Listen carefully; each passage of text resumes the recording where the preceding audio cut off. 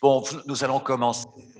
We're going to start this session on behalf of Bernard Kouchner. He had a death in his family and he was not able to come to bear it. So he asked to be excused. I will tell him about our debates in this very interesting Congress. And I give the floor to Ivana OBRADOVIC, who's going to chair this session. Good morning. This session on human rights and drug policies. So to illustrate this topic, we're going to have three focuses with Uruguay, the situation in the United States, and the situation of crack in Paris. Of course, we're not going to, there's no legalization is not the issue, but we want to talk about the issues around crack. We propose to have questions after each presentation, and each speaker will have 20-25 minutes to express their point of view. We will start with Milton ROMANI, the former general manager of the Junta General de Drogas, the Drug Coordination Authority in Uruguay. He steered the legalization of drugs, of cannabis for recreational or medical use.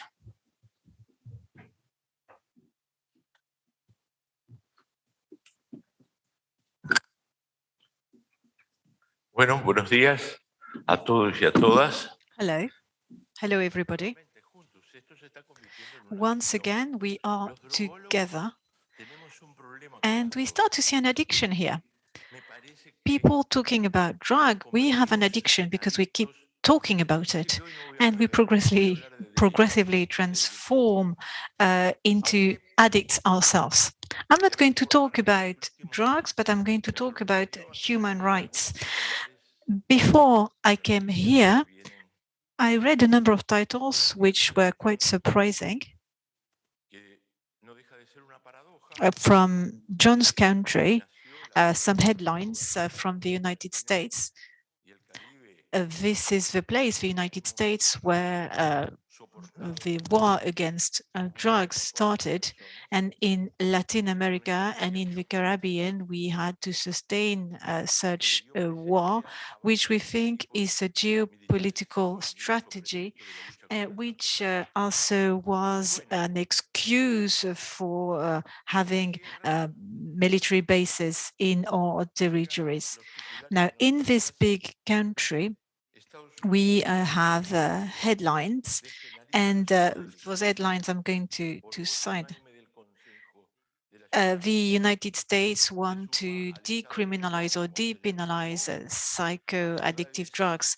So this was the states of Oregon and Oakland in California as well, the District of Columbia, Denver, many cities in Michigan and Massachusetts. So this is a paradox, right? To have both this crackdown on drugs and also this depenalization. And yesterday we had a debate around legalization and more acceptance, and also more regulation on the markets of drugs. This is something which is changing as well. And this also is a paradox. This is something which is happening in the United States. And what they have in the United States as well is the crisis of opiates. And this also shows some corruption in the pharma industry. Oxycodone is one of the drugs involved, and Johnson & Johnson is co-responsible for that. And in 2017, there was as many as 70,000 fatalities because of overdoses of that medicine. And the market should be regulated. There must be a regulation of the market of those different drugs.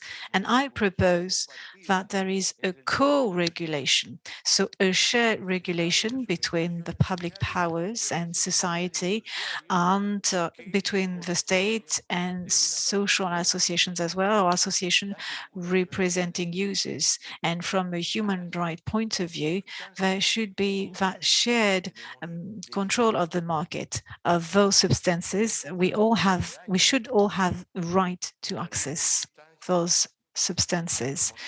The harm reduction vision and promotion of harm reduction, as I said, I like talking very much about co-management of those different questions from the public powers and from society. And harm reduction is promoted in a number of cities and was successful, extremely successful. So a very nice way through which we could manage a number of pandemics. The heroin crisis in Vancouver, I remember Delegate Blandy-Prog in Vancouver. They were amongst the first adopting injection rooms as the appropriate answer to the heroin crisis, which was causing so many deaths in Vancouver back then. But we're talking about techniques here and missions and approaches, but I think what we need is a model, a paradigm that would apply to all systems, irrespective of the state or nation. And we have to talk about the tax issues. However, I would also like to talk again in the framework of harm reductions. Yesterday, we were discussing the problems that we've had at the United Nations and in the different bodies, international bodies, because the policies are managed and directed from those different institutes. There is also the committee on drugs in my country, and so all of those guidelines are dictated by those bodies. But we have a sovereignty, and in matters of human rights, the sovereignty of states is limited by the respect of a number of conventions. And conventions sometimes are an obstacle to some decisions by some states. We cited the case of Bolivia, and Bolivia, because of some human rights convention, was not able to implement some measures. The international system of drug taxation is based on two principles, which I think are wrong. The first principle is that by prohibiting drugs, you are going to solve an issue which is very complex and multifaceted. And the second issue that I see is that in the 2013 report on drugs, however, I do which I would recommend you to read, there is no such a thing as a single policy, which would be a blanket policy that would apply to all countries. That does not exist. In April 2016, we organized the third special session of the General Assembly of the United Nations. So third special session on that topic. Special sessions in their history, there have been 29. And of those 29 special sessions, 3 were dedicated to drugs. And so in 1998, we talked about the concept of a dystopia, a world without drugs. And we thought back then in 1998 that in a matter of 10 years, we would extinguish and we would burn down all coca and marijuana and poppy plants would, in a matter of 10 years, where there would be no any plants left. And you know what happened in the 10 years between 1998 and 2008? Nothing like that happened. In 1998, the General Secretariat of the United Nations was Kofi Annan. And Kofi Annan gave a toast to that project and said that we would soon have a world without drugs. Now, Kofi Annan, I would like to underline, was a very honest and a very decent person, because he published a paper sometime later. It was a paper published in the Huffington Post, and this article was named, "Why is it now time to legalize drugs?" And he writes, well, drugs destroyed many lives, but bad policies killed more people than bad policies. Criminalization of drug users, prisons full of drug users, means that the war on drugs is, up to some extent, a war against users as well, a war against people. So that was by Kofi Annan. And so I propose that we should have a debate which is also under the impetus of ATHS. I think it would be a debate for the whole society, a debate which quite often is not public because there's still a taboo around drug and drug use. I think that the model that exists on drug use is different in different countries, and there are different stories around that. And there are many risks. When we talk about drug, we always talk with warnings, and drugs and the war on drug is also used in political campaigns. And again, when we talk about drugs, it's mostly to invite to caution.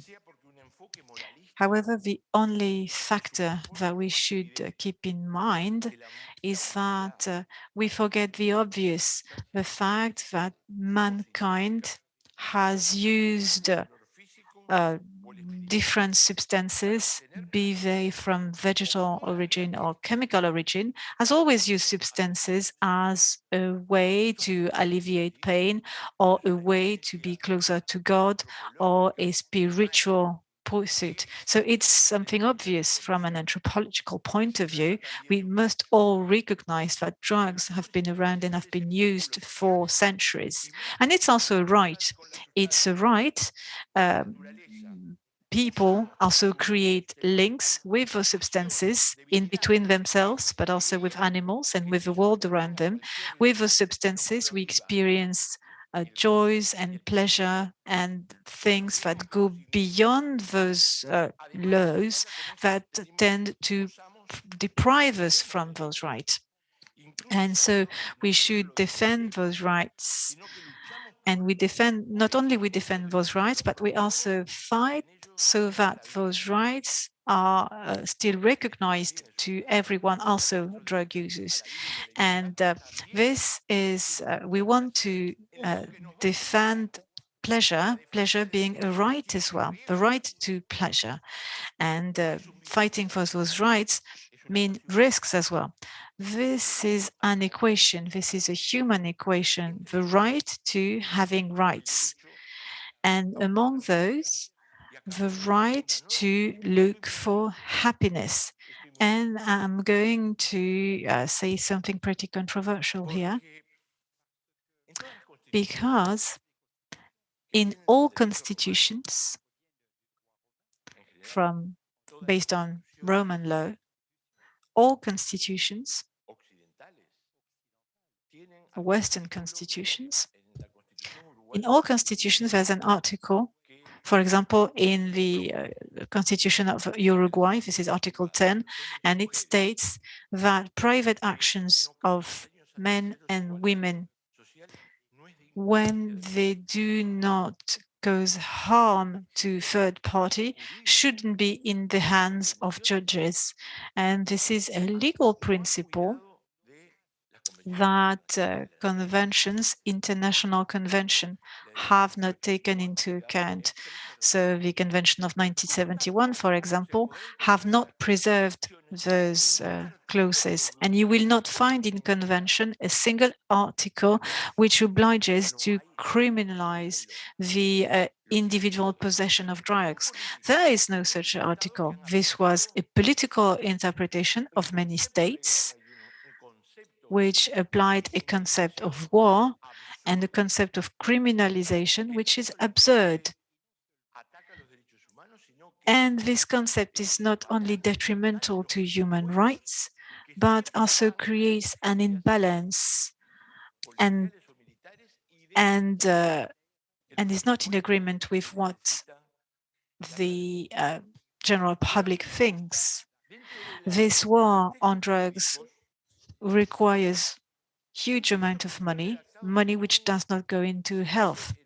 Now, amongst the different texts that I've brought here, I like an article which was written on a simple piece of paper, which maybe was weed. It is a paper or something which was written in 1917. We think that men were created equal. They were given by their creator. They were given a number of rights, among which life, freedom, and looking for happiness. As far as so this is, of course, in the Declaration of Independence, something that is a principle. This is a right. And I would like you to note that in that declaration, this is not what they say is the pursuit of happiness. And this is very revolutionary, and it was quite revolutionary back then. And I think now is the time to claim those rights that are in the Declaration of Fundamental Rights, but also the different texts that deepened the different principles. And in France, you could talk about freedom and equality and fraternity. Those principles, now when we talk about drugs, are they still respected? I'm not sure. I don't think so. The Declaration of Independence of the United States also has a very surprising article. In order to guarantee those rights, there are governments that derive their power from the consent of those who are ruled by this government. And if the government does not respect the rights of those governed, the governed have the right to abolish the government and to have another one. So it's the right to a revolution by the people. And French citizens know that very well. I have a picture by Delacroix at my home because I find it to be an inspiration. Now, I'm going to use another avenue to try and shed more light on what I want to say and maybe contribute to the debate. The fact that we think about the right to pleasure, and in some circumstances, drugs can give access to that pleasure. And I think and I would like to reiterate that this is a right. There's a Christian tradition, Jewish Christian tradition, based on the question of the original sin. I'm not a Christian, I'm an atheist, but I read the Bible. I also read the Declaration of Independence of the United States, and I think both are a great source of inspiration. Now, the way that sins were redeemed by the Church, and the Catholic Church in particular, is a highly political question. And this starts from the prerequisites that men and women are weak, are tempted, and that many things are in our mind. And we can start from such a moral-based approach.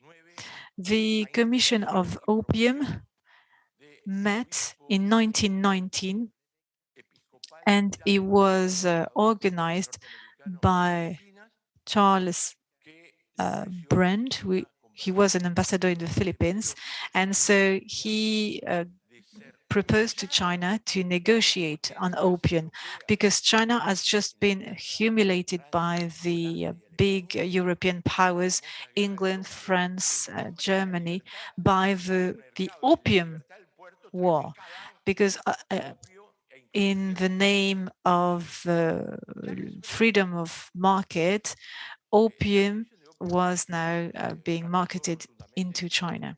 So in that commission, so there was a commission about opium, that meeting was a major failure, because there were major European interests that were contradicting the Chinese interests.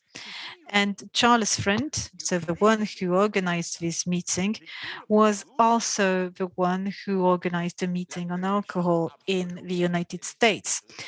And the prohibition of alcohol, we know what were the effects of that prohibition. And for you to have a reminder, you just should watch the different movies that were shot and created on that prohibition period. And prohibition was completely unsuccessful in preventing users from drinking alcohol.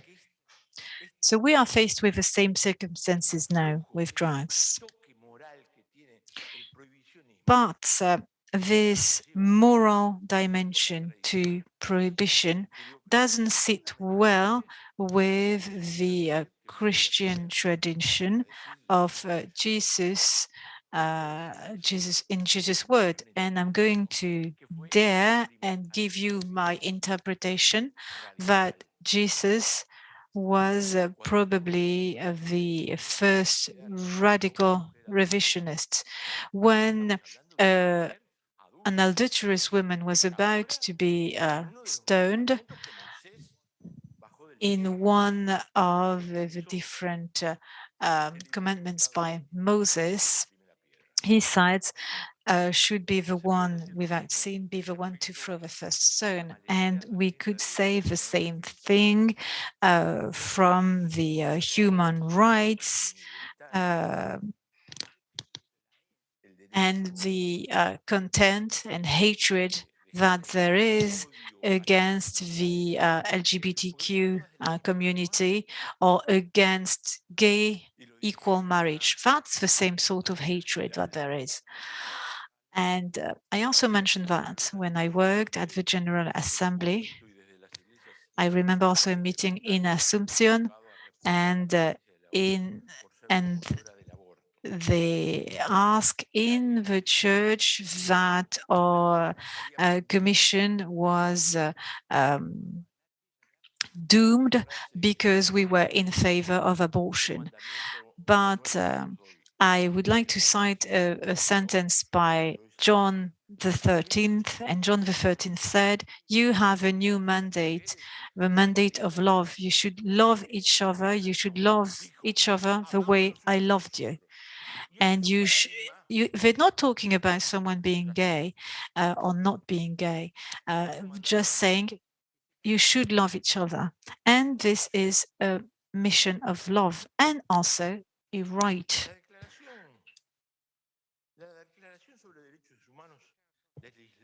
The Declaration on Human Rights,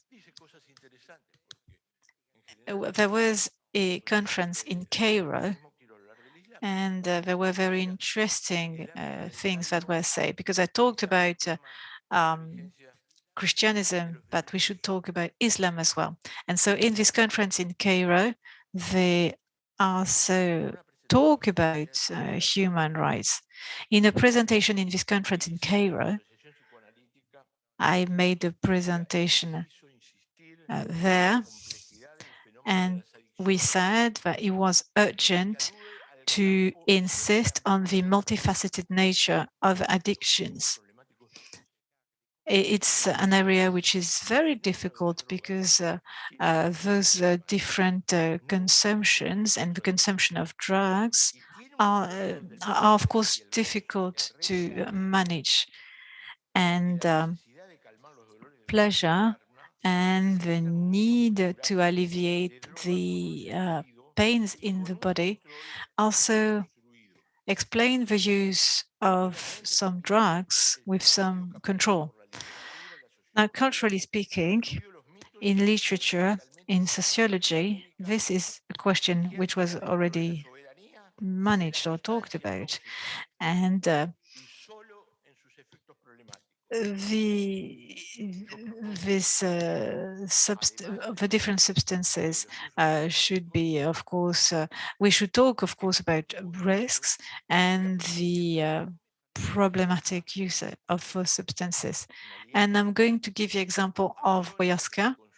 This is a plant in the Amazon forest, which is consumed in a religious context. I know that I only have 5 minutes left. I'm sorry. I'm a bit crazy when I talk, but there's a dance. In 2006, the Supreme Court decided, after a lot of ayahuasca was confiscated, there was a dispute, and so there was a decision passed by the High Court, and the use of ayahuasca was protected by Article 2 because of the freedom of cults, and the toxic effects were not demonstrated. And this was confirmed by the Supreme Court. So the right to religion, the right and the individual right should supersede any other right. And I'm sure that you will find this judgment. Now, before I conclude, before I came here and while I was preparing for that speech, I read a very interesting article by a young Mexican researcher. She's part of the commission. There's a plan for drug in Mexican. Her name is Rebecca Calzada, the lady I'm going to talk about. And I would like to, for intellectual out of respect for her, I'm going to cite what she says, and I propose that we integrate some of the concepts that she's talking about in this paper, a number of concepts that should be integrated. So Rebecca Salgado says the restrictive and prohibitive speech around drugs is depriving the use of substances for the research of pleasure. The use of those substances and the prosecution of that is like a persecution.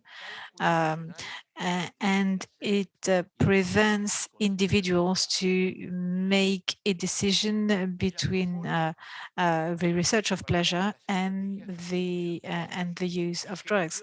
And she proposes a number of strategies of risk reduction.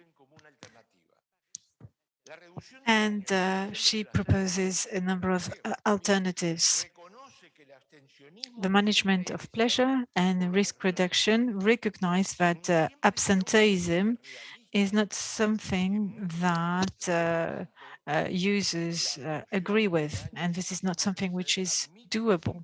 So in order to reduce harm and to reduce risks, you need to recognize that it is impossible to prevent the use of a number of substances that come with some risks, and we should provide tools to those people who want to use the substances and reduce the risk associated to their use. So there is a set of collective, individual and medical measures targeting those people in order to reduce the different types of risks, be they psychological risks or physical risks, through the dissemination of information on the expected results. There should be an analysis of the substances as well. We should know the level of purity of those drugs and of different programs of which needle exchanges, for example. Now, I would like to, before I conclude, I swear I'm going to finish and conclude. I would like to cite a Danish neuroscientist, and he says there was a show on TV a few days ago, and he talked about a very interesting analysis that he performed, this Danish gentleman, and the name is eudaimonia. So the management and the way we think about the management of pleasure. And he says something very interesting. And he says that pleasure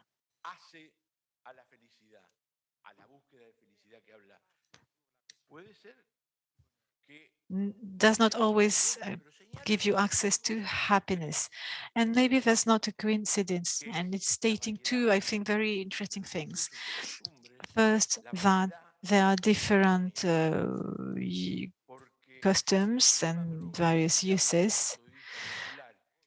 The problem of drug, when we think about a community, and again, when we think about rights, we should think in the use of drugs, we should think about all situations, all risking situation, and also how we can manage that.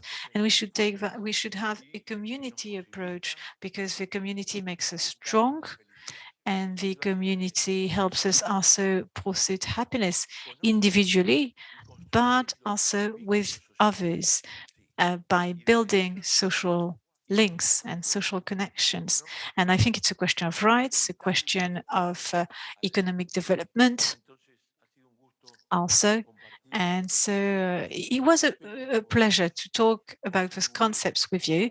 And I hope that we'll be able to contribute to a model of harm reduction, but also of happiness and pleasure management. And we should recognize pleasure and happiness as rights. Thank you. Merci beaucoup, Milton. On peut prendre une ou deux questions avant d'enchaîner avec le cas. We can take one or two questions before we go on with the rights in the United States. Bernard Roch. Bernard Roch. Thank you for this very interesting presentation. I think what changed matters is the knowledge we have on how the brain works. In our brain, there are several connections that are such that not only we have the right, but also the duty to go toward pleasure and also to a pain relief. This exists. It's been around since the brain exists, and it's the possibility to integrate that into human rights. I appreciated how you expressed the desires and the will to access to pleasure and to happiness, and to reduce as much as possible what is pain. And from this perspective, I understand that harm reduction could be something very important in rich countries, but in very poor countries, the access to substances to cure or to extend pleasure or to relieve pain, all this is not accessible. And this is why drugs are still, drug consumption is still goes along human rights, and you really very well presented, exposed the problem. Thank you.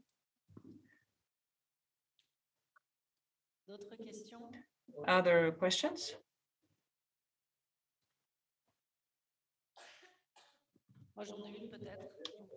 I have one. When Uruguay legalized cannabis, it was the target of a tax from the drug,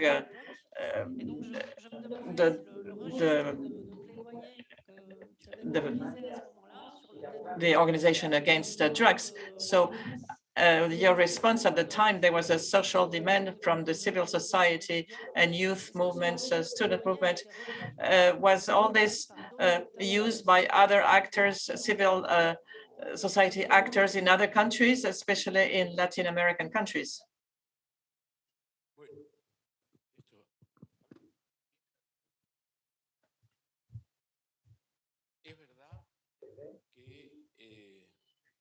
En el año 2013, cuando sancionamos la ley en el Parlamento, que fue una decisión soberana del Parlamento, donde 13, when we approved this decision in Parliament, that was a decision of sovereignty. There were a number of MPs who did not vote because they had the party prevented them from doing so. But we received back then, we had that message from the Committee on Taxes, and the gentleman was Belgian. Raymond Chance was his name, if I'm not mistaken, and he insulted us, and he accused Uruguay of being a rogue country. And since then,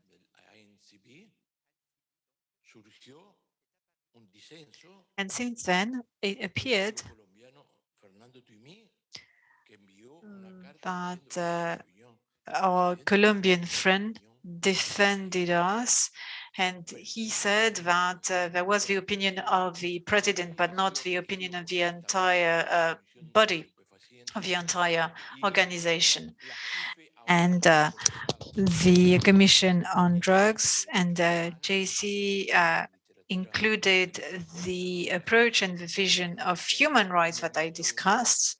And you see that there was a change in their point of view. In the last report by this commission, there's a reminder of the different clauses of the convention, and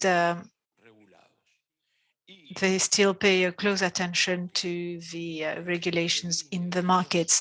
And so this approach, this vision of integration of human rights to tax policies is now also the same vision that we have in the academy in Uruguay. And this is now a sort of doctrine. And now faced with the situation, when we have to choose, well, we choose human rights. Now a last point. The final document of this commission of 2016, in this paper, some say that this paper of 2016 was not a major step. I think it's a major step. There's a key sentence in this report. They say that the states, we have enough flexibility in the conventions to manage the different challenges posed by drugs. Good. And the United States were in favor of that. However, in the final document published in UNGA, it says that there's enough flexibility in the international conventions to choose and decide in the face of the different challenges posed by drugs. À John Huback, qui va nous parler du développement des programmes. I'm going to give a I'm floor. now going to give the floor to John Huback, who is going to talk about legalization of marijuana and cannabis in the United States. He is a member of the Brooklyn Institute, which is an American think tank. It's very old. It's in charge of social sciences. There are 170 researchers, so it's a huge structure, and John is in charge of cannabis policies.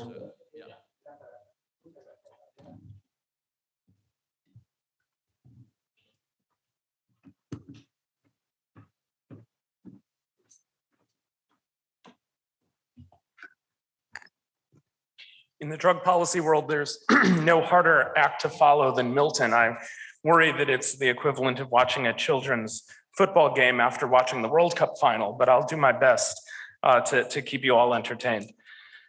I'm going to start my presentation today with a framing statement that will give guide to the remainder of my talk. That is that other than slavery, the drug war in the United States has been the single most vicious human rights violation committed domestically in my country.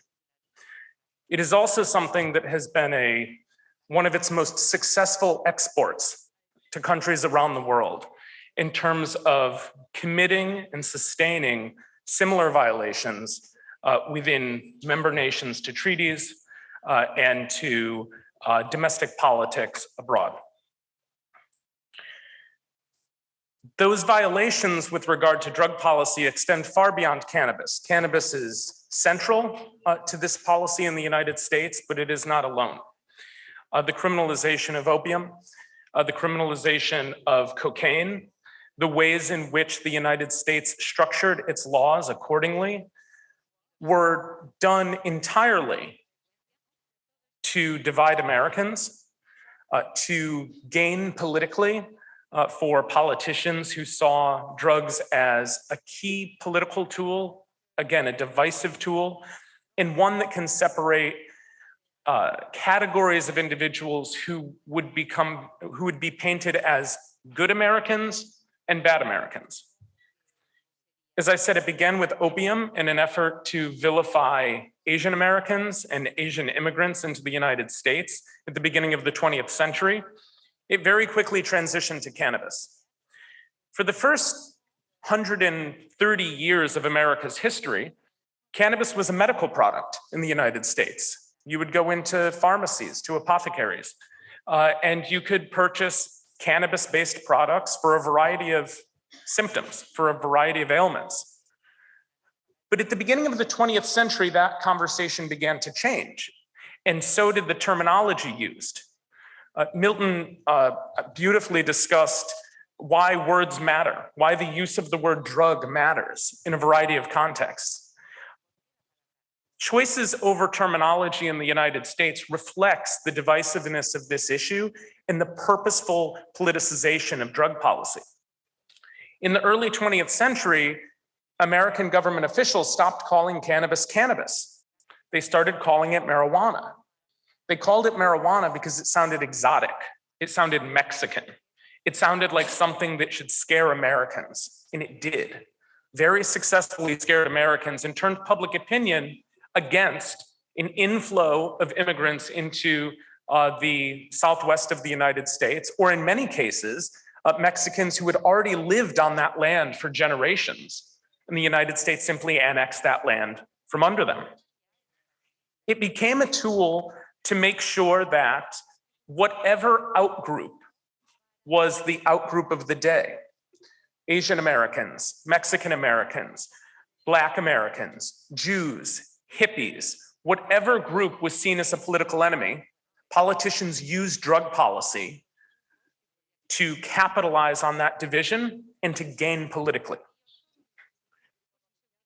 Drug policy generally, and cannabis policy specifically, became a central force in the over-incarceration problem in the United States.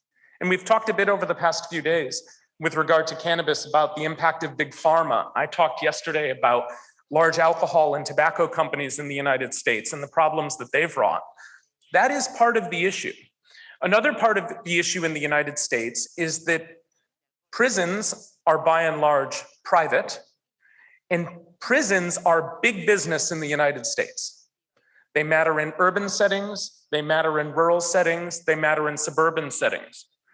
They generate enormous amounts of tax revenue for state and local governments. They create enormous numbers of jobs, and it creates a cycle then in which it is the incentive of American public policymakers to over-criminalize because there is an economic benefit to do so for certain groups. There is also an economic problem created for those who fall victim to what we often call the prison industrial complex. To put this into perspective, not looking at all drugs, but looking at cannabis specifically, simple possession arrests in a 10-year period from 2006 to 2015 in the United States numbered 7 million. So in a 10-year period, the United States locked up the equivalent of the population of Paris 4 times, the population of Uruguay twice in a 10-year period. That was simply for cannabis, excluding all other drugs. You can understand then how this cycle is created and sustained to generate economic incentives to continue criminalization. And but for a handful of states that have sought to reform their laws, this system would continue. We know that in states that have legalized, the number of cannabis arrests have dropped precipitously, as much as 83% by some count. But the system sustains in the 32 states that have chosen not to reform cannabis laws for adult use. And the racial history, the racist history, bound into American drug policy continues today. I mentioned in my talk yesterday that racism is institutionalized in American policing. What we've seen in cannabis arrests are stark racial disparities. In the United States, Black Americans are 4 times more likely than white Americans to be arrested for a cannabis offense, despite usage rates among Blacks and whites being equal. That number nationally masks what's happening at the state level. In states like Iowa, West Virginia, and Illinois, Black Americans are 7 times more likely than white Americans to be arrested. In Kentucky and in Montana, they are 9 times more likely to be arrested. So the problem is broad, but at the same time, it is concentrated. It is concentrated to affect racial minorities in the United States, and it spans drugs. Until recently, until about 10 years ago, we had in the United States massive disparities in sentencing for crimes related to crack versus powder cocaine. In the United States, crack cocaine is typically used by poorer Americans, oftentimes people of color, Black Americans, Latinos. Prior to 2010, the sentencing disparities for crack versus powder cocaine was 100 times difference. That was through groundbreaking legislation signed during the Obama administration. That disparity was reduced to 18-1. Still terrible by any stretch. But it took decades of advocacy even to drop a disparity from 100-1 to 18-1. And that was seen as a resounding victory in American public policy, that we are criminalizing crack cocaine at a rate 18 times worse than we are criminalizing powder cocaine. A few of the speakers yesterday discussed hypocrisy in this system. It's apparent. American leadership, if you want to call it leadership, around drug policy, made sure that these types of laws, but also these types of views, would be exported to every member nation signing international drug treaties. And that type of disparity in enforcement among minorities or outgroups was also exported to other countries. Racial minorities in the Eurozone and in Britain face these types of disparities in the enforcement of drug laws. The Maori people in New Zealand face this type of disparity in the enforcement of drug laws. Native populations in Canada, indigenous populations in Latin America are all victims to national governments that seek to concentrate enforcement efforts and enforcement funding to harm specific groups in outsized ways while giving a pass to other groups.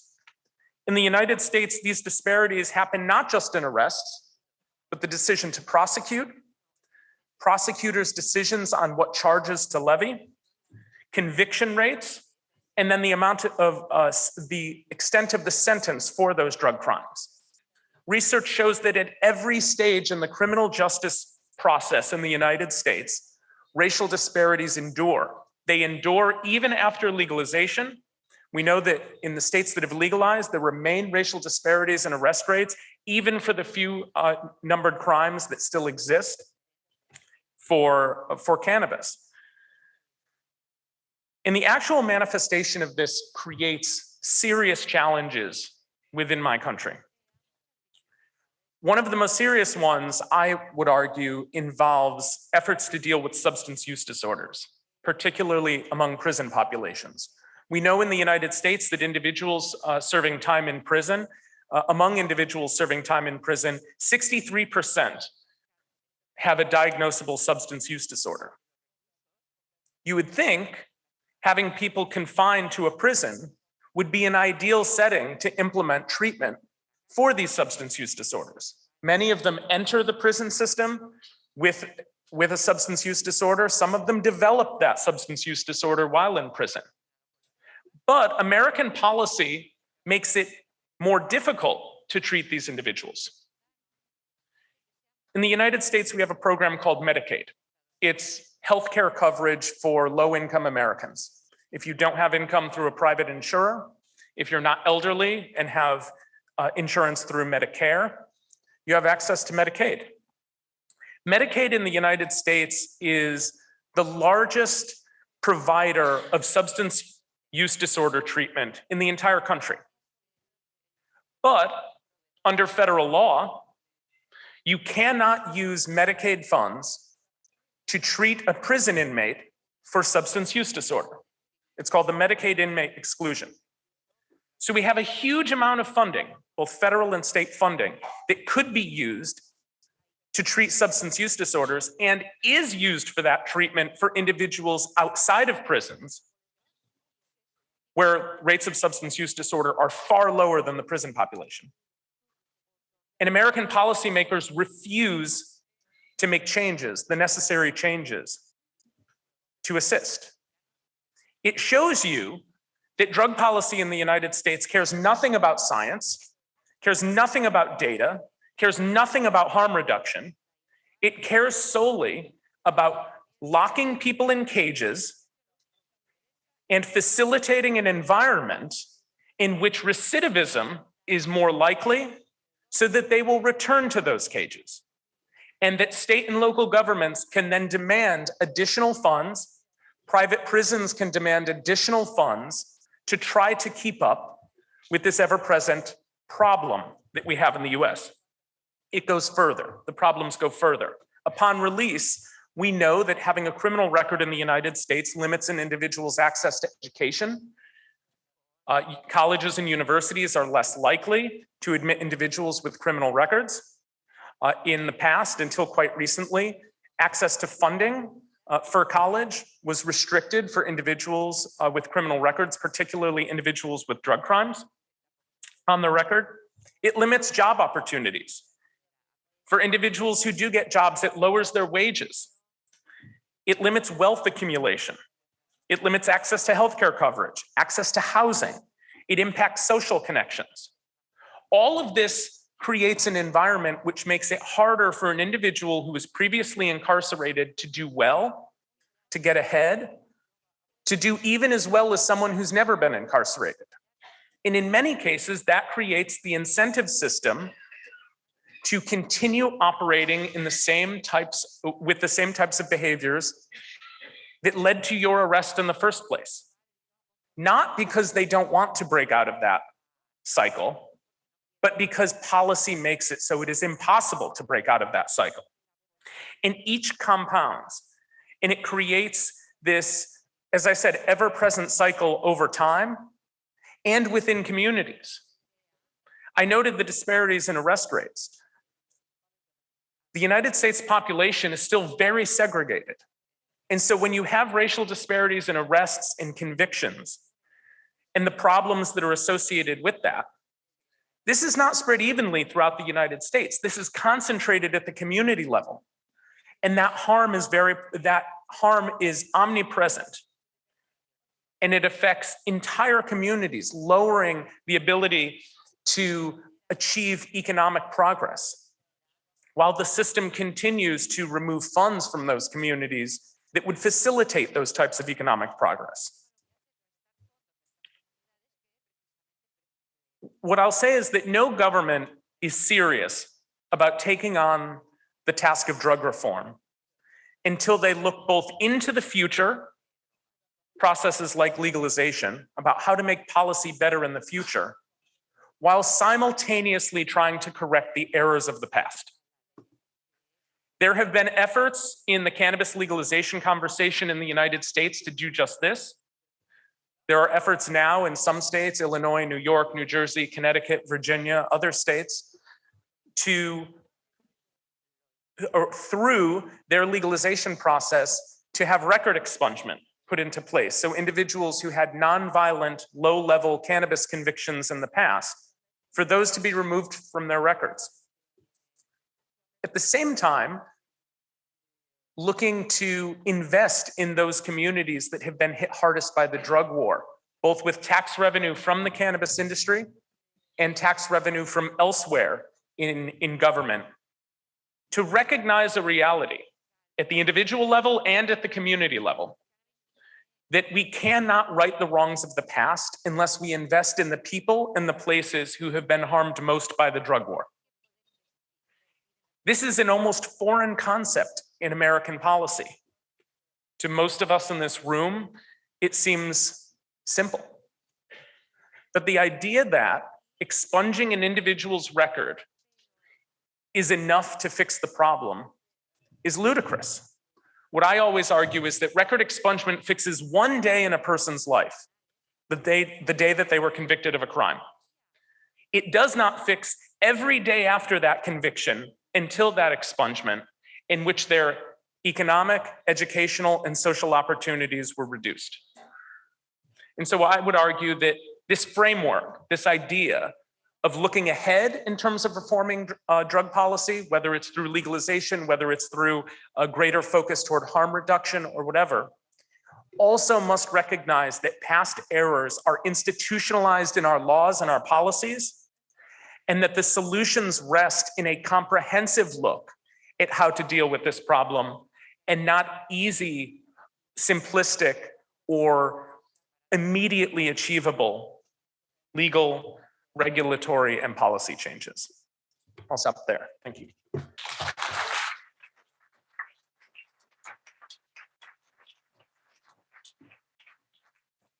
Thank you very much, John. It was very impressive. We do know how is the situation in the States, but it's good to have a new income from your part.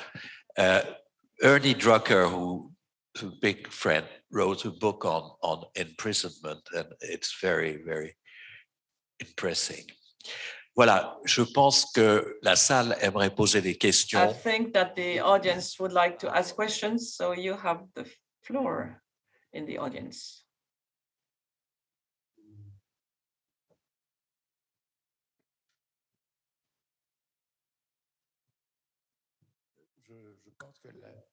I think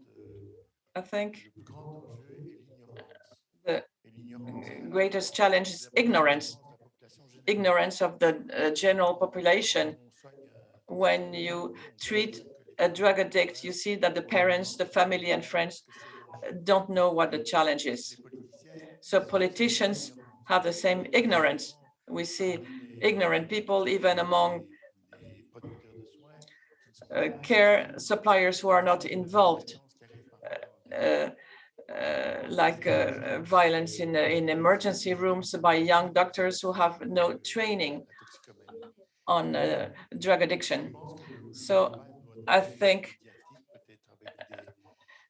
maybe we have to in the media with films, we should be able to solve this problem. Did you understand the question?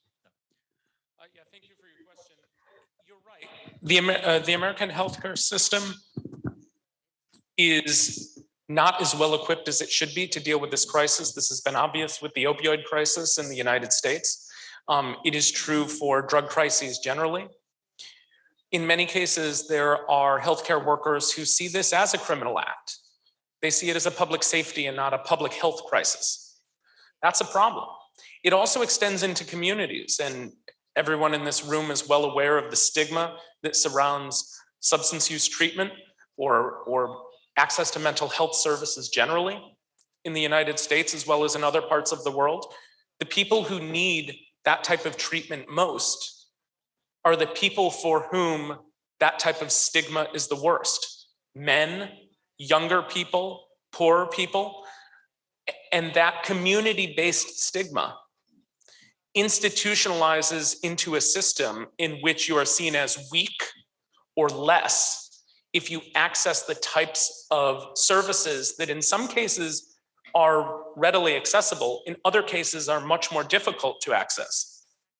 But until we look at this again in a comprehensive way, looking at how to retrain police officers, how to better train healthcare professionals, and how to excise from our social standards the stigma around mental health treatment broadly and substance use treatment specifically, we will continue this cycle in perpetuity.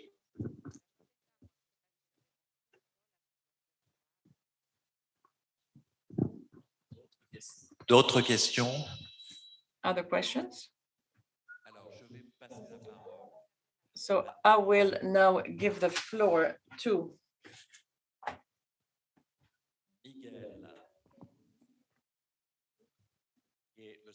Miguel VELAZQUEZ, who's the General Secretary of ASUD, Self-Support of Drug Users. Velázquez, pardon. Yeah, the name is Miguel VELAZQUEZ. So hello everybody. I would like to thank the organizers for giving me the opportunity to make this presentation. This presentation was supposed to be in a workshop, but I was given the possibility to present in the plenary, and I'm very grateful for that. So I'm going to talk about the war of shame in Pantin, or the blindness of 30 years of crackdown on crack consumption in the streets of Northeast Paris. That's the name of my presentation. So this is not a research program, nor a research paper, but I'm basing my presentation on a film which was made by ASUD, which is the a network of drug users. And so they asked, there was a festival and we were asked to shoot a 30 minutes film or documentary on a French topic. So that was back in March or April last year. This was the beginning of, this was a topic that was covered by the press. This question of the consumption of crack in Northeast Paris. And so we decided to have a documentary. We interviewed a number of users, of care workers, social workers, people living in the neighborhood. So I'm the General Secretary of ASUD, which is this association. And we did a lot more than just filming that documentary.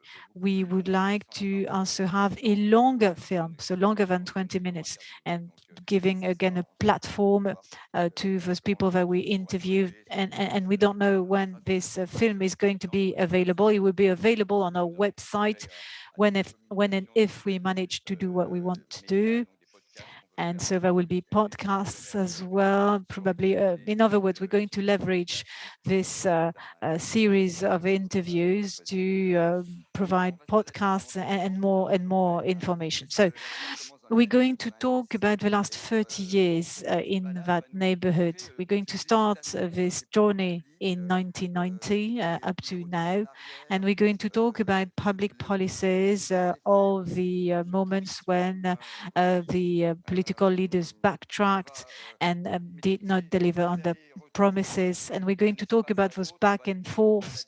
We're going again to have a journey in this very less privileged neighborhood, those crack users. This is from the metro station Stalingrad to Gouda. So this is the northeast of Paris, for those of you who are not familiar with those names. So this northeast of Paris, less privileged neighborhood.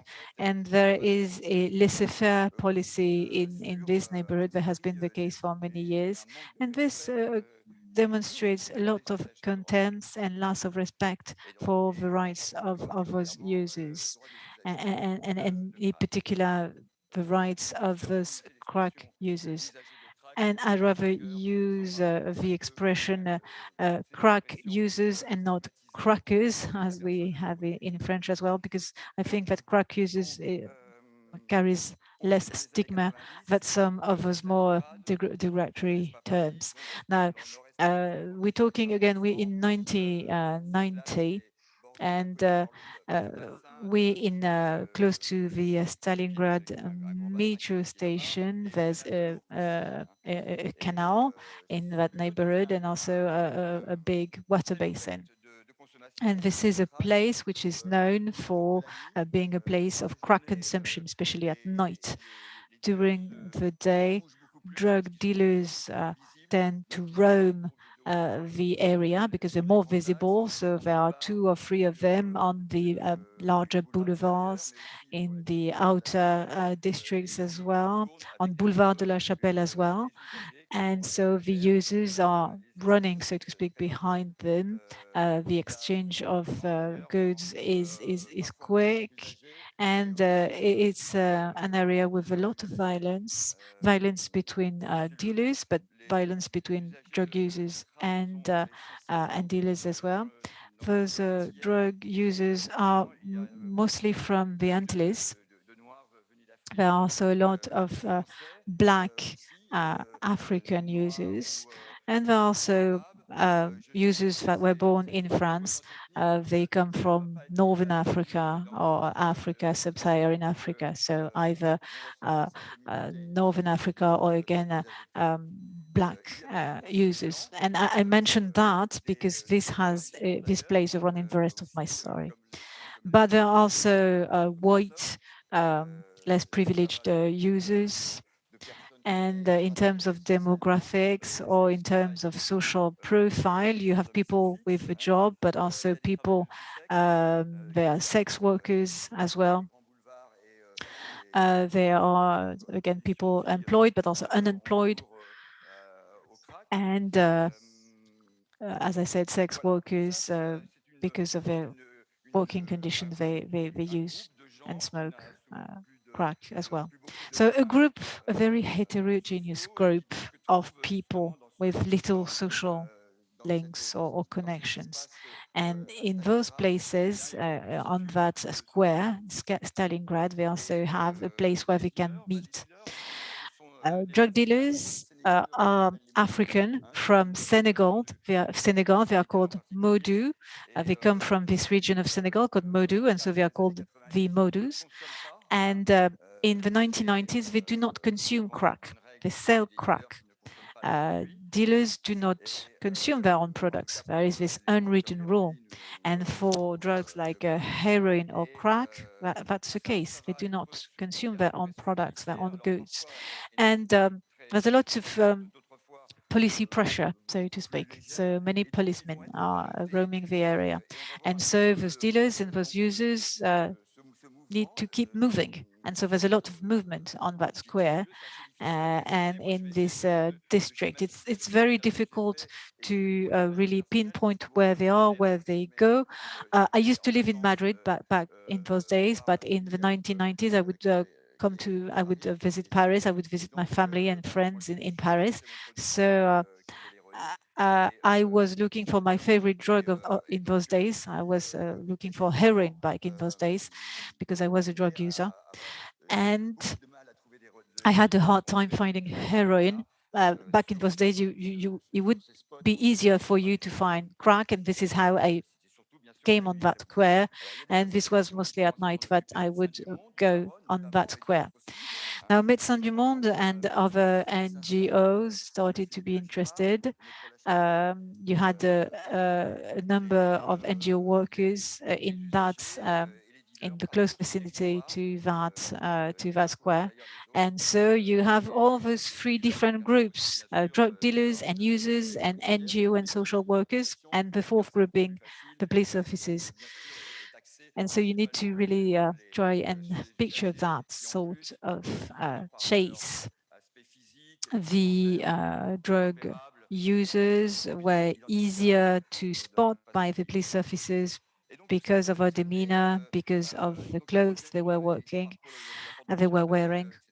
And okay, so all this to say, and to help you picture that in your mind. And so this was the situation for about 10 years, from 1990 to the year 2000. So we're talking about 400 people, if you take into account police officers, the different drug users and drug dealers and social workers, etc. We're talking about 400 people roaming that district.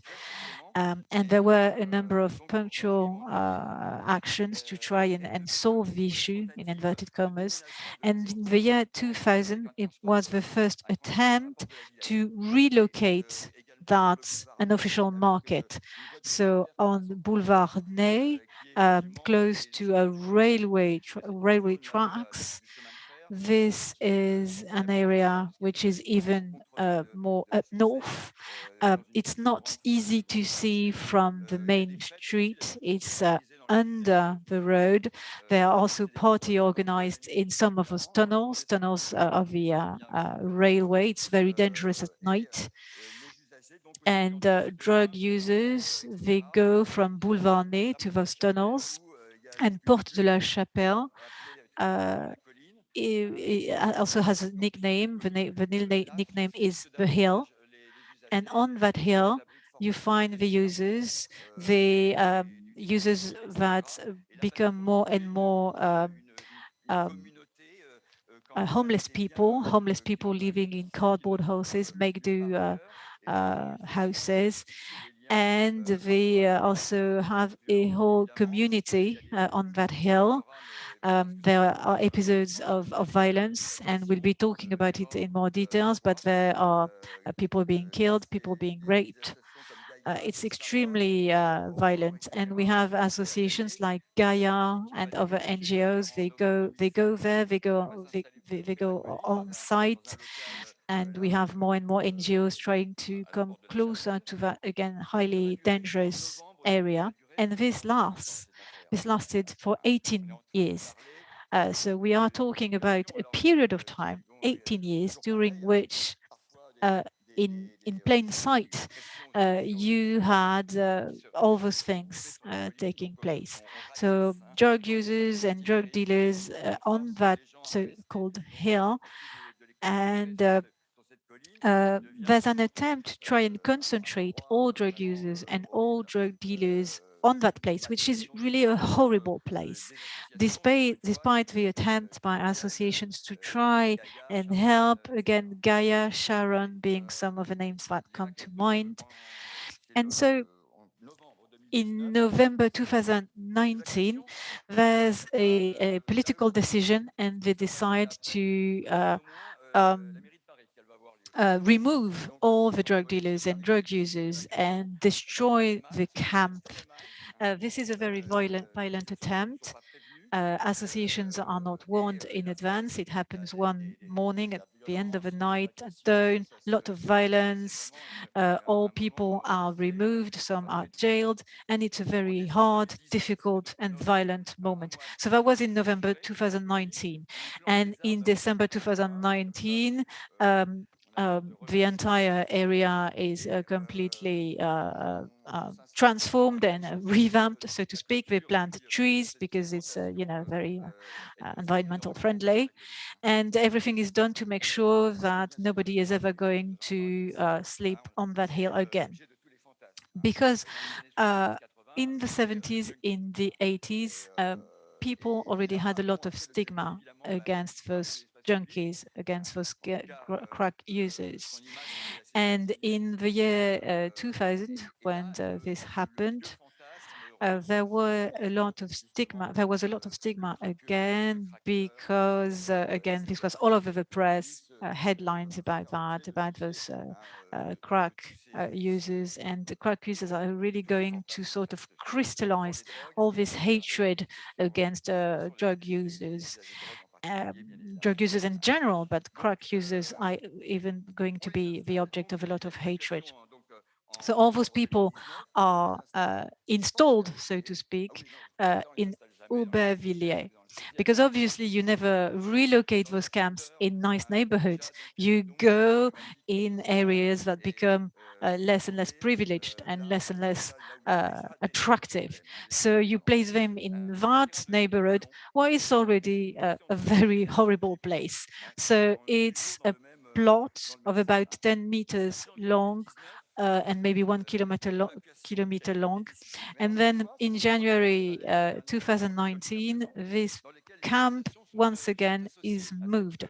But this time associations are warned, and so they can intervene.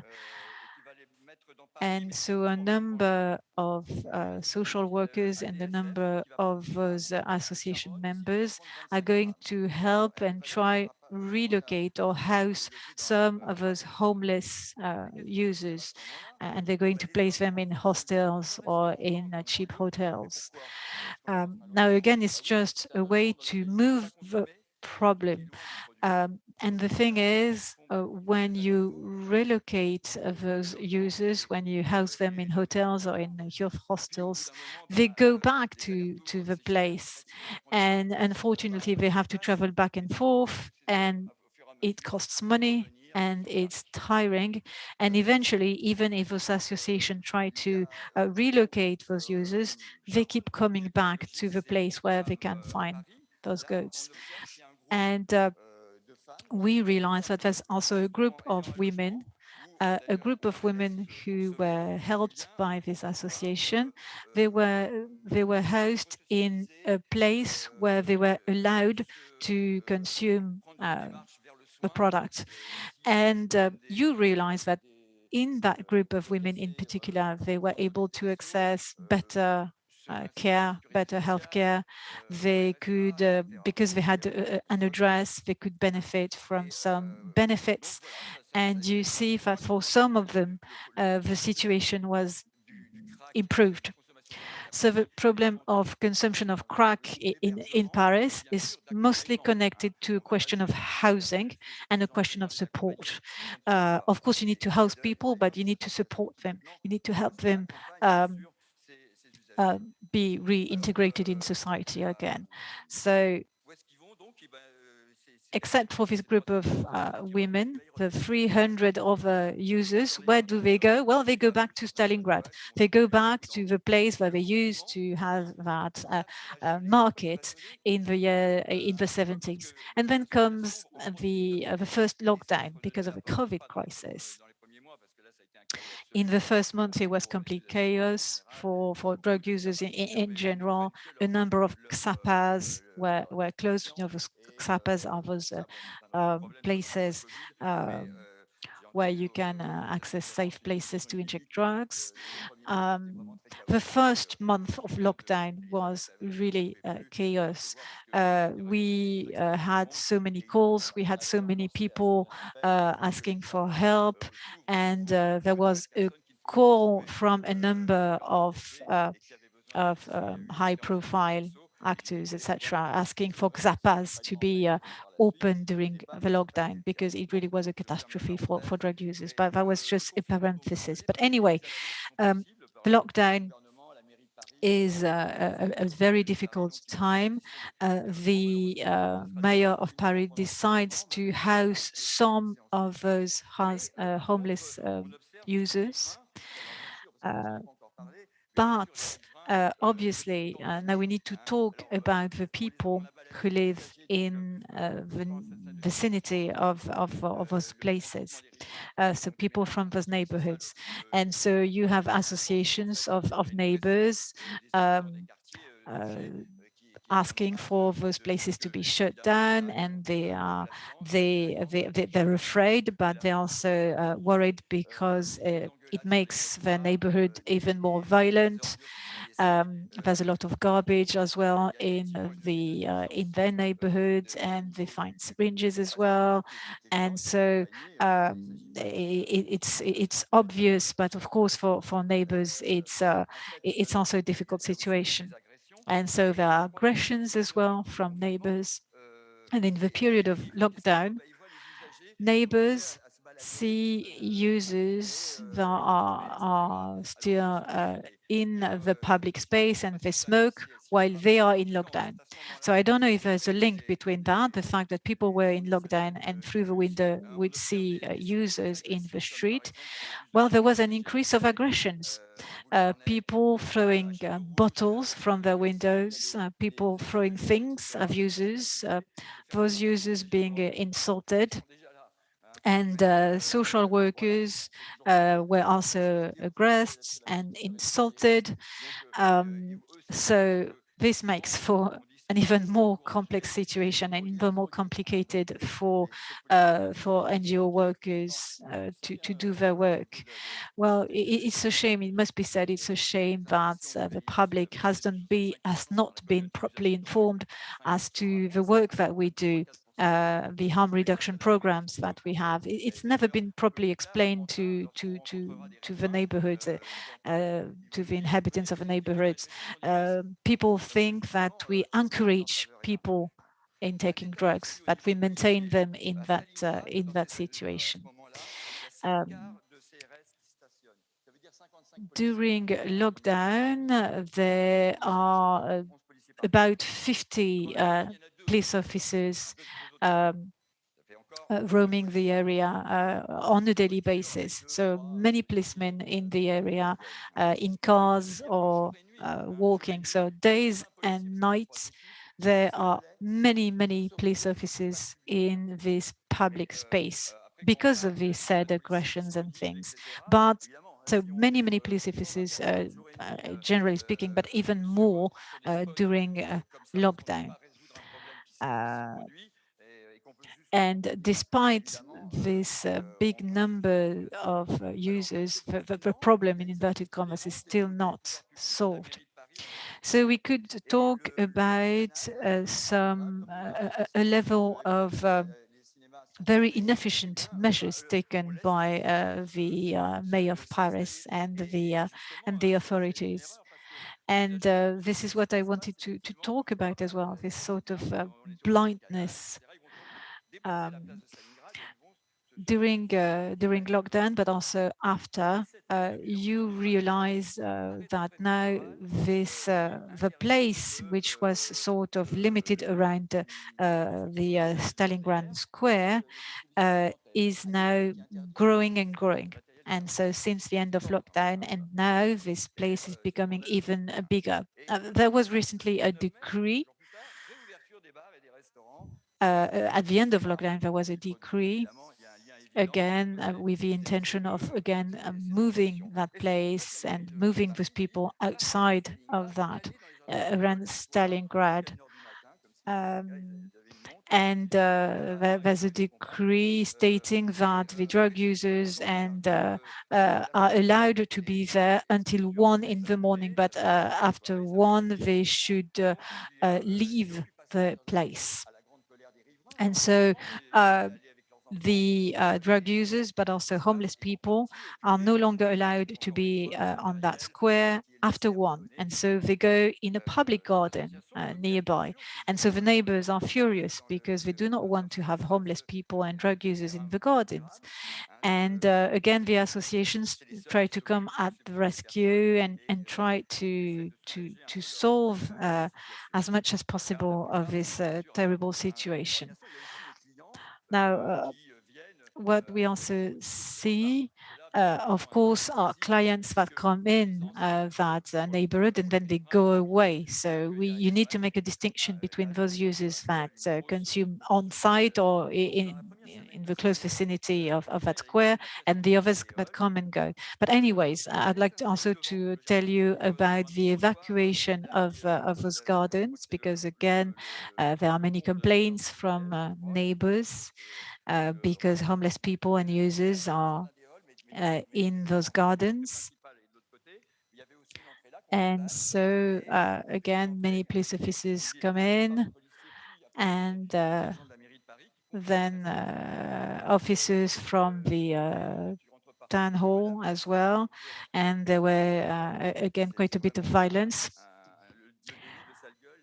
And again, a number of arrests based on race and based on gender and based on pure discrimination.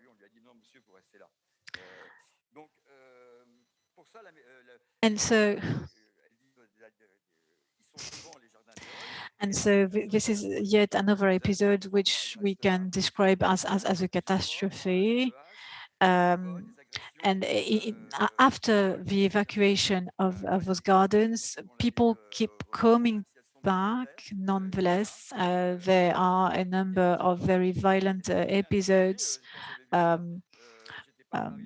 Guns are being shot, people are being killed, and this is a really violent scene and violent environment. And you see, and you are witness of scenes that are unheard of, and you wouldn't think. I've heard about mortar rounds, things that you would hear about on crime scenes, in war scenes, but you wouldn't expect to have mortar being shot in central Paris. And I've heard that it was the case. So again, a very difficult situation, a very violent climate. And little by little, users stop coming to those gardens. And so dealers are unhappy about this. And after the evacuation of those gardens, there's also, again, the evacuation of the camp in La Villette. Again, associations, that time again, they were not informed. So police officers come in a high number. And so all the homeless people and drug dealers and drug users are arrested. So that was the 24th of September this year, so last month. So number of buses, everybody is in prison. And after they are out of prison, from that place, they go back to the place where they used to be 10 years before. So basically, we're just touring that neighborhood, going from one place to the next, to the other, and back to square one. So in the meantime, again, intense media coverage.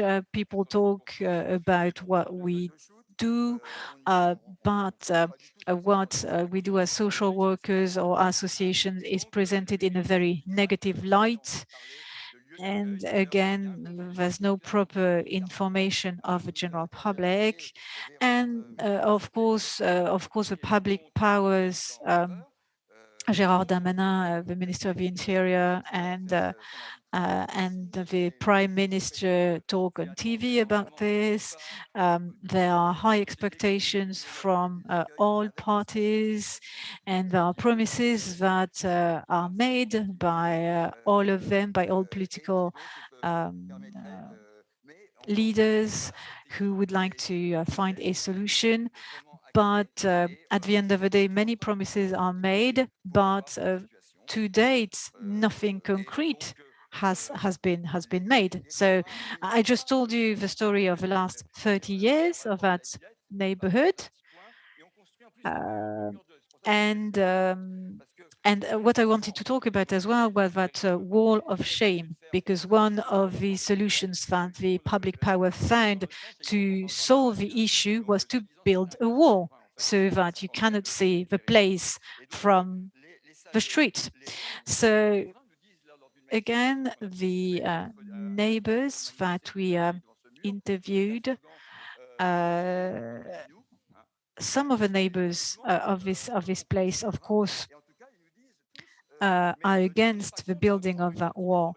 And what they tell us when we interview them is, well, we agree that there's a dedicated place for those users to consume drug in safer conditions. We are not against such a room, but we want our neighborhood to be safer.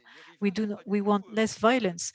So neighbors are not necessarily against drug users, but they're just fed up with a situation that has been deteriorating on end. And they're also fed up of the fact that public power seems to turn a blind eye to that situation. So that's, in a nutshell, what I wanted to tell you was really a report on this very unfortunate situation. Thank you. Thank you, Miguel.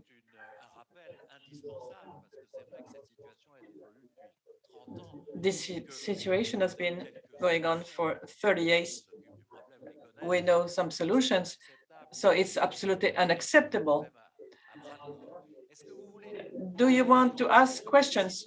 I congratulate you, because this work is really, you got all the details, all the information, you went to see them, you met these people, they are human beings, let's not forget it. Normally, they are treated like nothing, but for the film, we wanted to interview them. It was difficult to interview them because they didn't trust us. I would introduce myself. I was with Jeremy Constant, whom I thank, because he was dealing with them every day with the distributing harm reduction equipment. So we interviewed him in the film because he knows them very well. Fortunately, he was there, because if not, they didn't trust us. They were afraid that we wouldn't use their words right. So when we were able to interview two of them, a third woman was supposed to do it. Unfortunately, her health did not allow it. She could no longer talk. She didn't want to be on tape. Very often they say, yes, we know we're a nuisance. If I had children, I wouldn't like for them to see that. Yes, it's not normal. But they all say we need a place, we need somewhere to go. So everybody agrees, the professionals agree, the users, the neighborhood, but there is a blockage. Here, addict phobia, drug phobia in the media and in social networks.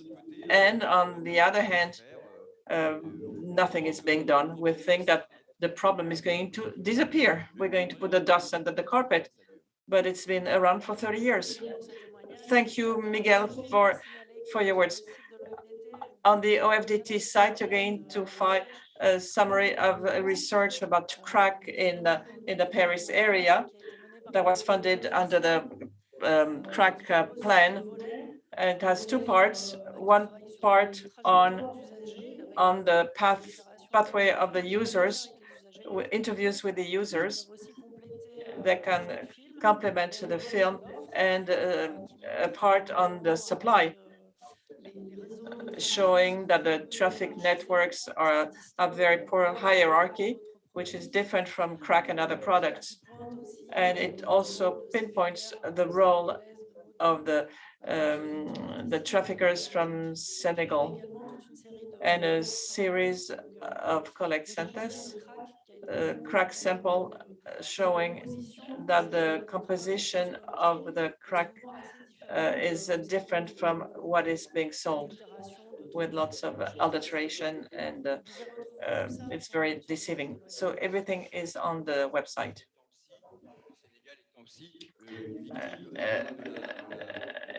Yeah, they're a victim of prohibition because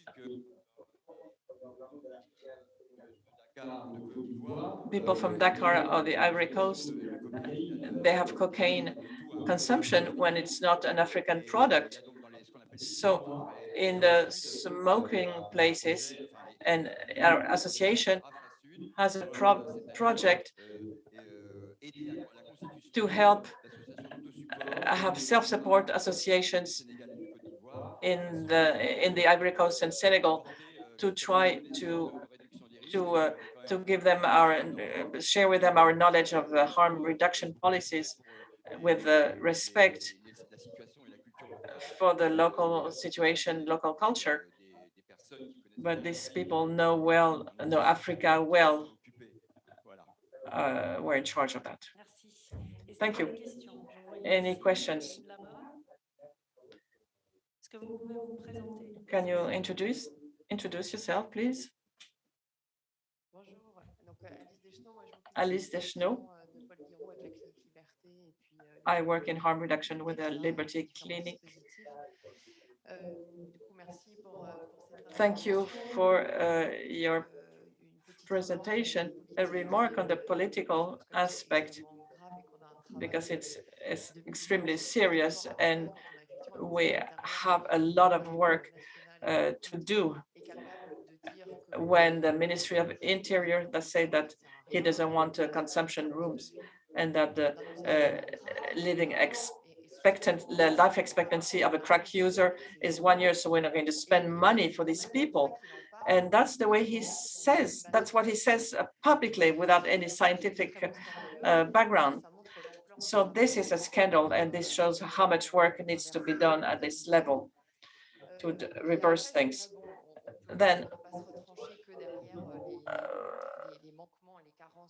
let's not only focus on the lacks in the political sphere. The crack users who are in other consumption areas, we see them in the Paris suburbs. We have cocaine where you teach, you show the users how to cook it. And we have the feeling that there is a focus, the action is focusing of the crack users in Paris, and in the suburbs, it's more difficult. And we have work to do in harm reduction on the equipment, on the how we can propose a consumption rooms with where we can smoke products. But on the care side, we have a lot of work to do in our conditions, because the public keeps changing, and it's hard to follow them up. And very often we have devices that can be repulsive for this public, because it's too rigid, it's perceived as too rigid, and they can have a difficult behavior. They don't want to stop consuming, they want to change, but they want to keep on taking their drug. They don't want to,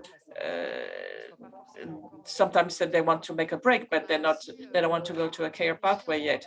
So we have to work in our practices and our service offered to do better with this public. So we have to keep working with the politicians, but let's look also at our action. Do you have any, what about the services you can offer to that public? We are mostly concerned with the rights of the users, but the care aspect is important.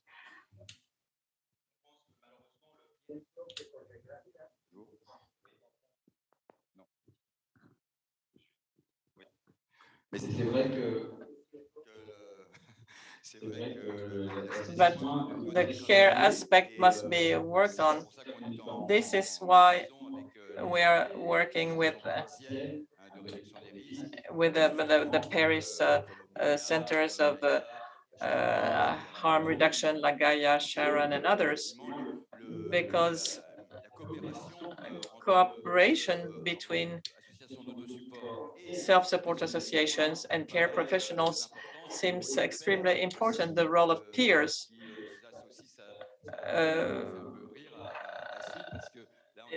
It's funny for us because they realize that peers can be useful, and we are even told they're trying to tell us that it's a good thing.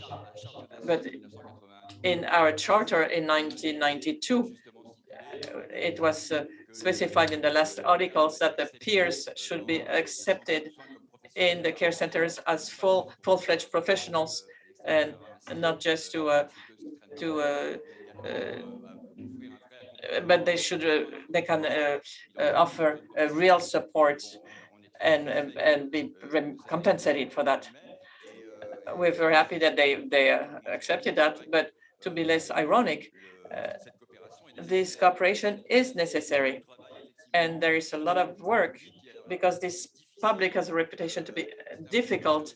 This public, for instance, in a heroin consumption room, opioid consumption room, the person comes every 3 hours, and the other can come every 10 minutes. So the turnover, it's much greater. So we need to atomize these centers to have several. We could have 4. You need to spread them out, and all the associations should take their responsibility for responsibility for their share of the problem. And our association, ASUD, is ready to help with doing training sessions. So this is where we can provide our assistance. Thank you. There is a question from Bertrand. Thank you very much. Yes, I don't know whether you know this book that was just translated into French from a Nobel Prize of Economy, Angus Deaton and Anne Cage. In civil life, she's his wife. They published an article related to the opiate crisis. I think it was mortality and morbidity in the 20th century. And from this article, they made a book, Dead Because of Despair. What is it about? At the beginning of the opiate crisis, in a surprising way, when consumption epidemics, consumption outbreak only affected the visible users, the blacks in the 90s, before the heroin consumption outbreak. In a very surprising way, we noticed that the first victims of the opiate crisis were white people, not any white, but white that with not without degrees, workers in the Rust Belt, in the former large manufacturing cities, industrial cities, that because of they had laid out many workers. So this was very surprising. Today, Normally, these white people die further to suicide, alcohol, opioid overdose, or a complex measure of the three. The situation has changed since fentanyls are on the market. Since 2010 or 12, the visible minorities are also involved in this outbreak. But there is something extremely worrisome. It's not any white. It's not the white population that went to Princeton, but at the beginning, the whites were the first community that was a victim of this crisis. Yes, that's true. We see that the way we address the problem of crack is different in terms of care than for opioids. For the opioids, we have substitution treatments.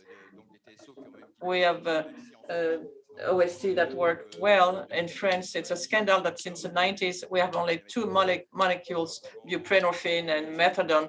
For HIV, we have 26 or 30 for HIV. We only have two molecules. And I'm thinking about crack in Spain. I've seen that in a very personal way. When you are in methadone, you don't have any pleasure. And in buprenorphine, it's the same. It's even worse in terms of pleasure. Since you have no pleasure, you look for it elsewhere. And then you go to crack, and it's cheap.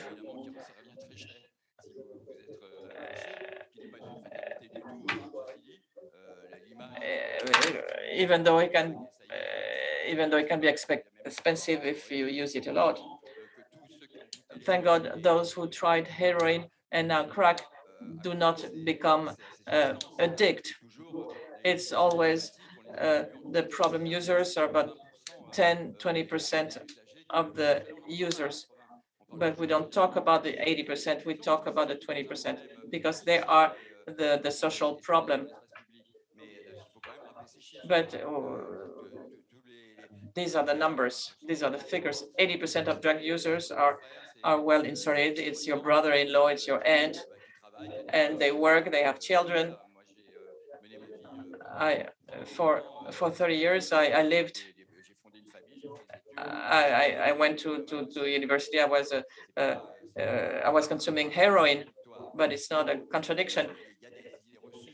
You have preconceived ideas about drugs, and sometimes often you only focus on the junkie with a shoot between two cars or in public toilets, rather than the guy who was who works and of course with addiction problems. I'm not saying that everything is fine and dandy, but the social level, the cultural level is important in the way you address addiction. Thank you. Two questions. I was in jail for 25 years. I wanted to react. What worries us is that we had the mail from the health authorities asking what is being done for the crackers. So you want to put them in jail with the elections coming? I think that in the coming months, many crackers are going to end up in jail.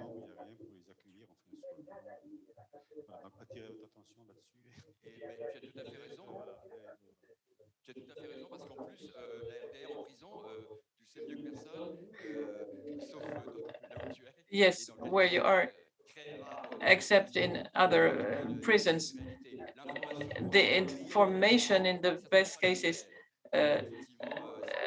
drugs come into jails, but not equipment. So, yeah, of course, there are no drugs in prison. Everybody knows that. why give them equipment? Very last question.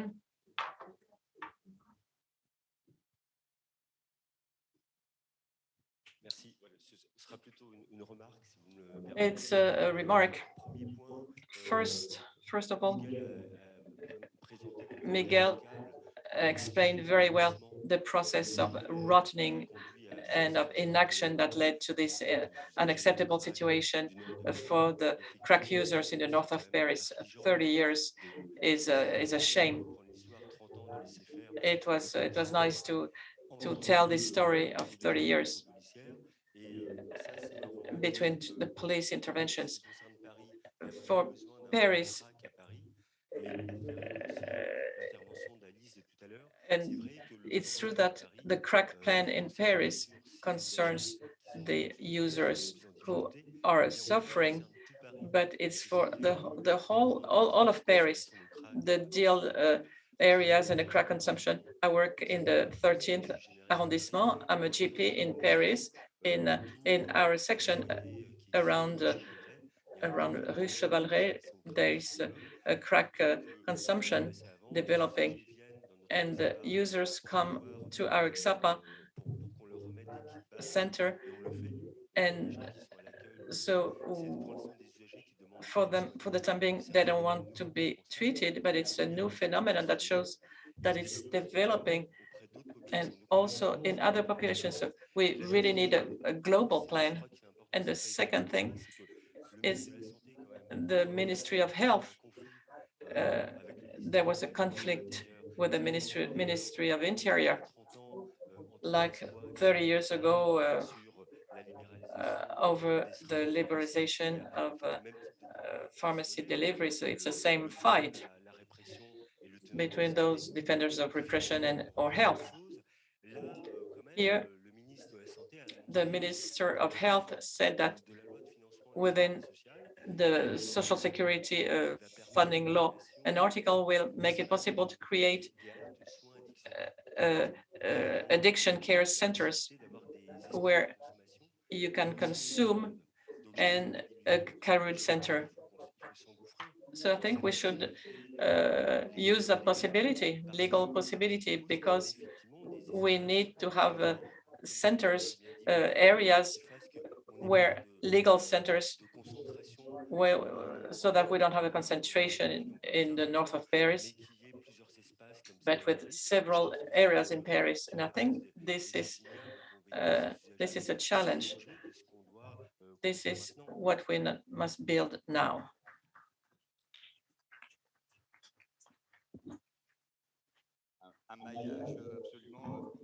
Amaya, yeah, you need an extensive network in your area, around the station, the train station. You need a center for consumption in the northern station, because there are people who inject opioids and at the same time who smoke crack for the reasons I explained. But it's true that this center is not enough. In Catalonia, in Barcelona, there are about 12 or 15 consumption centers throughout the city. Sometimes it's very small areas just with a couple of people. You don't need to have a huge room. If elsewhere there are other centers, since there's a rapid turnover for crack, it can work without major investments. Thank you very much. Maybe we can carry on. We have to close this session. Thank you. Thank you to all this. I would like to thank all the speakers, and see you soon. Enjoy your lunch.